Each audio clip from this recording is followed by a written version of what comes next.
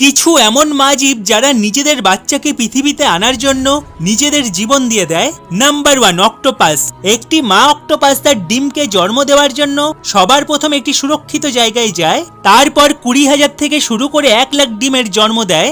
আর একটি মা অক্টোপাস তার ডিমের কাছে ততক্ষণ বসে থাকে যতক্ষণ না মা অক্টোপাস মারা যায়।